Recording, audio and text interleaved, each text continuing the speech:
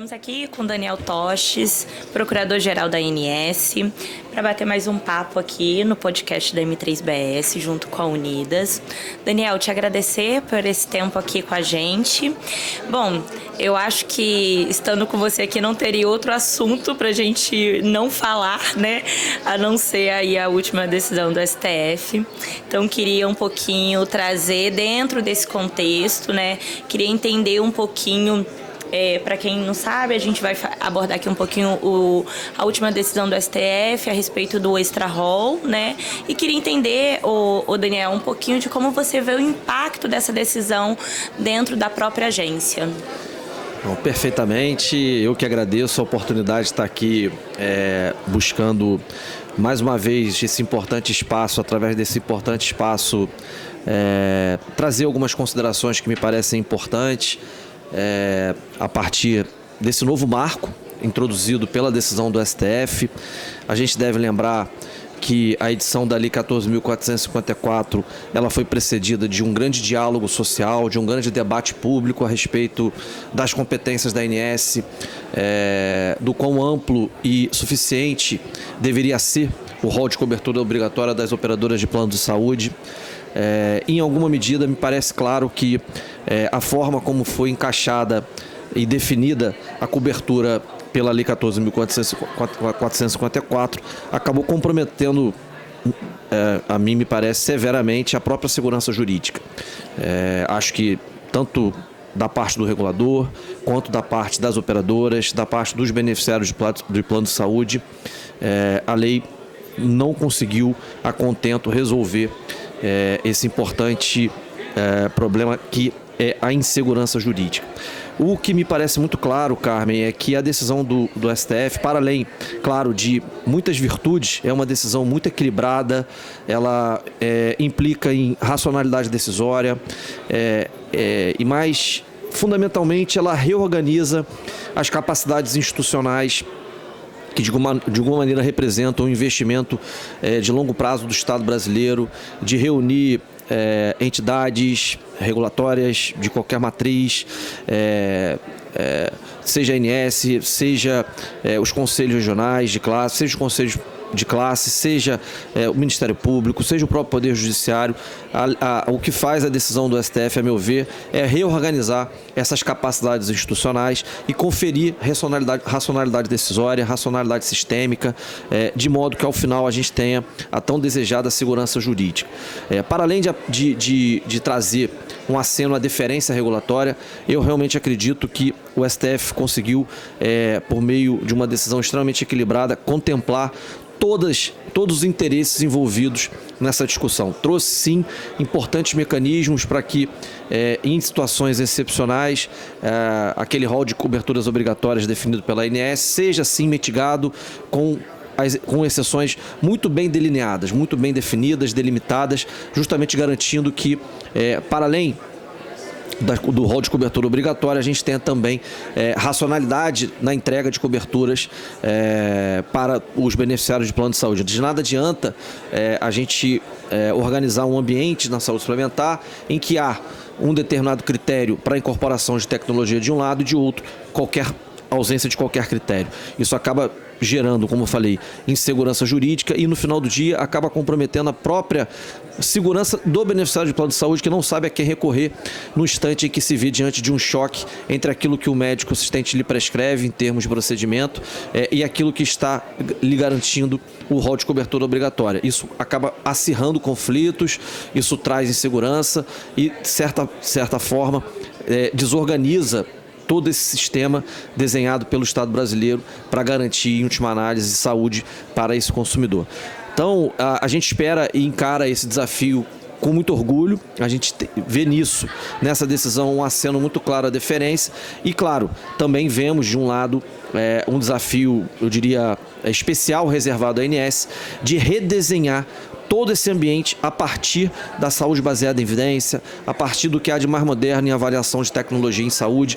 É muito claro na decisão que os ministros do STF prestigiam sobremaneira a forma como é atualizado o rol de cobertura hoje pela ANS, mas, para além disso, conserva também um importante papel de protagonismo da ANS, do Poder Judiciário, para organizar um microsistema excepcional em que, a par do rol de cobertura obrigatória, sejam também garantidas coberturas excepcionais, desde que, claro, observados certos requisitos também escorados na linha da avaliação de tecnologia em saúde.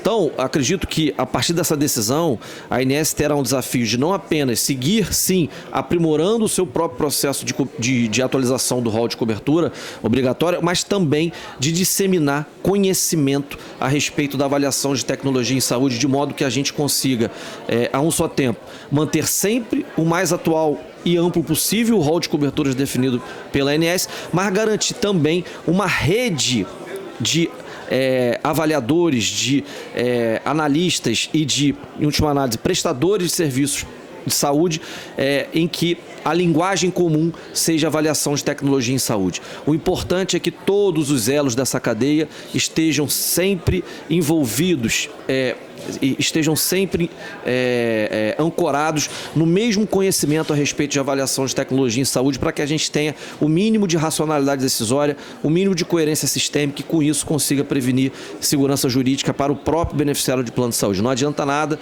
falsas expectativas se, no fim do dia, aquelas coberturas tão desejadas pelos beneficiários de plano de saúde não sejam entregues conforme o seu interesse e a possibilidade que o tempo hoje nos reserva. A gente tem que sempre dizer, e é sempre importante nesses espaços a gente enfatizar, que em saúde, seja pública, seja privada, a gente fala em alocação de recursos escassos, escolhas devem ser feitas e que sejam feitas, pelo menos, através de um processo transparente, com critérios claros, previsíveis e, por meio do que há de mais moderno em termos de avaliação de tecnologia em saúde, a gente consiga, sim, ampliar na medida do possível aquilo que de melhor possa ser oferecido em termos de cobertura para o consumidor, para o beneficiário de plano de saúde. Perfeito, Daniel. Acho que você falou alguns dos desafios que a agência vai ter para assumir esse protagonismo, mas eu queria que, se você pudesse enfatizar 2 dos maiores desafios nesse processo, quais desses seriam? Então, eu tenho sempre, Carmen, procurado enfatizar muito a cultura da coordenação. Em todos os eventos que eu tenho oportunidade de compartilhar alguma reflexão, eu faço sempre ancorado na linha da coordenação regulatória. Eu realmente acredito nisso enquanto mecanismo de regulação mais efetiva do que apenas situar a regulação enquanto comando e controle. Então, um desafio que me parece muito claro